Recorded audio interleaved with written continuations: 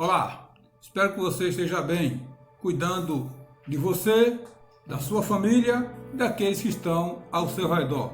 Ainda continuamos no período de quarentena, claro que com aquelas exceções que todos nós já sabemos, aos que lidam com a segurança, aos que vivem do comércio para nos atender, para não faltar as coisas essenciais, e também aqueles que cuidam da nossa saúde, aos médicos e enfermeiros, a estes o nosso muito obrigado.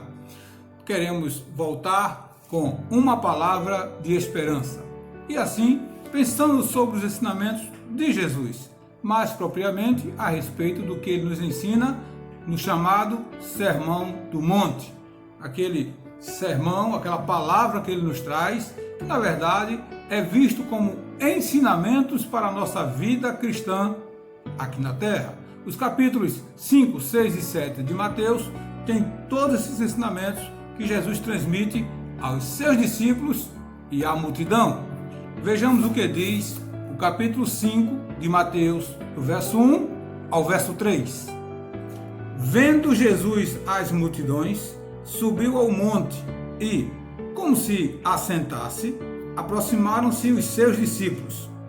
E ele passou a ensiná-los, dizendo: Bem-aventurados os humildes de espírito, porque deles é o reino dos céus.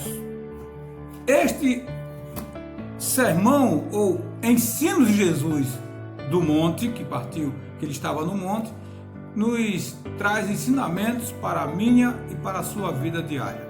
O Sermão do Monte começa com aquilo que chamamos de bem-aventuranças.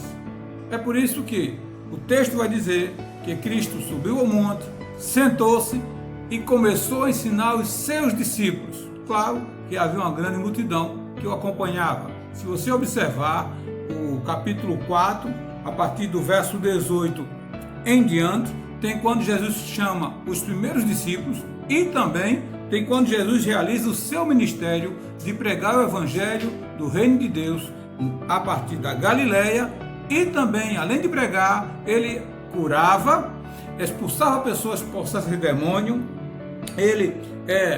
as enfermidades eram por ele curadas, além disso os lunáticos, paralíticos, ele os curou a todos. Jesus começa um ministério de pregação do evangelho e de curas, e agora ele inicia o ensinamento desse evangelho, através do Sermão do Monte. Há uma versão que certamente nos ajuda a melhor entender esse texto, quando ele diz: bem-aventurados os pobres de espírito. A palavra bem-aventurado pode ser também traduzida e quer dizer feliz. Feliz os pobres de espírito ou os humildes de espírito. Também podemos entender como uma alegria daquele que vê no outro esta alegria, esta felicidade. Em dizer assim: como é feliz os pobres de espírito. Algumas vezes, acredito que tanto na minha casa como na sua, já foi alguém pedindo alguma coisa. Então, o pobre é aquele que é dependente, é aquele que é carente, é aquele que sabe que precisa. Por isso que não podemos pensar em pobreza tão somente como a ausência de bens materiais, mas é algo muito maior. Quando o texto vai dizer felizes os pobres de espírito ou os humildes de espírito, ele está dizendo felizes aqueles que sabem, reconhecem que dependem de Deus. Porque há os ricos, materialmente falando, que acham que não dependem de Deus. Por exemplo, para a gente entender a diferença entre humildade, posse e riqueza, Cristo nos dá uma ilustração. Ele nos conta uma história que está em Lucas capítulo 18, a partir do verso 9. Ele fala de dois homens que foram para o mesmo local com o mesmo objetivo. Dois homens que foram orar. Ótimo, orar é muito bom, legal, né? Foram falar com Deus. Só que o texto vai dizer que estes dois homens, eles foram orar, mas um tinha um comportamento e outro tinha um outro comportamento. Ele vai falar do perigo daqueles que confiam em si mesmo, daqueles que são arrogantes no seu interior, que se consideram justos, que se consideram perfeitos e que desprezam os outros. Ele fala isso no verso 9. E aí ele fala que esses dois homens subiram e tinham no seu coração o propósito de orar, de falar com Deus. Só que um era fariseu, o outro era publicano. E o que é isso? Fariseu, publicano? Bom, fariseu, para nós tentarmos contextualizar, era o religioso. A pessoa que cuidava da religião dos judeus. Cuidava das pregações lá no templo, cuidava dos ensinamentos da palavra. Este é aquele que era um fariseu. Falando um pouquinho mais abreviado. E o publicano? Publicava o quê? Não publicava nada. Ele era um cobrador de impostos. E ele era considerado um traidor dos judeus, porque ele era judeu e cobrava do povo judeu dinheiro e passava para Roma. Só que ele passava e roubava. Roubava parte do que passava. Então vamos dizer, Roma mandava cobrar um dinheiro, ele cobrava 3 ou 2. Ele pagava uma Roma e os outros ele ficava. Entendeu, né? Por aí que ele era chamado, a função dele chamava-se publicano. E eles eram odiados pelos judeus. Eram traidores na visão dos judeus. Estes dois homens, fariseu e publicano, foram orar ao Papai do Céu. E aí, o fariseu religioso cuidava da igreja, do templo, sinagoga. Aí ele ora assim, veja o que diz o verso 11. O fariseu, posto em pé, orava de si para si mesmo, desta forma: ó Deus, graças te dou, porque não sou como os demais homens, roubadores, injustos e adúlteros, nem ainda como este publicano.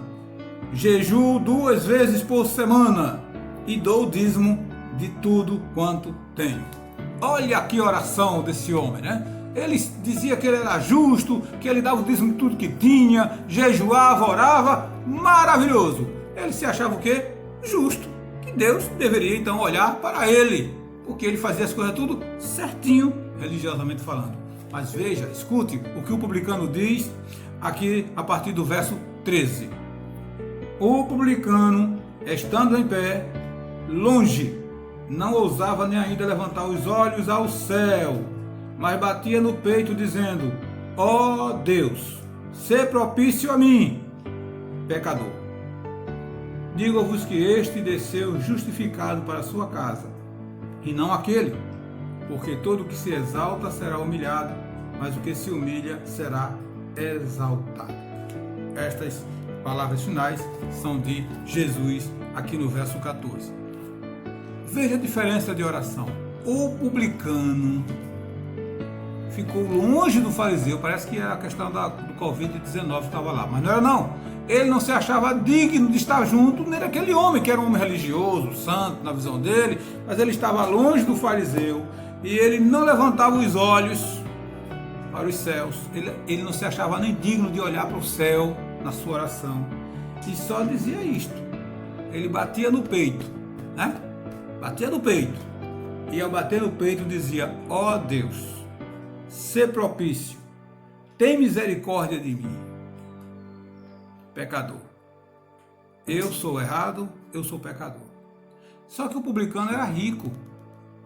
O publicano era alguém que tinha geralmente dinheiro.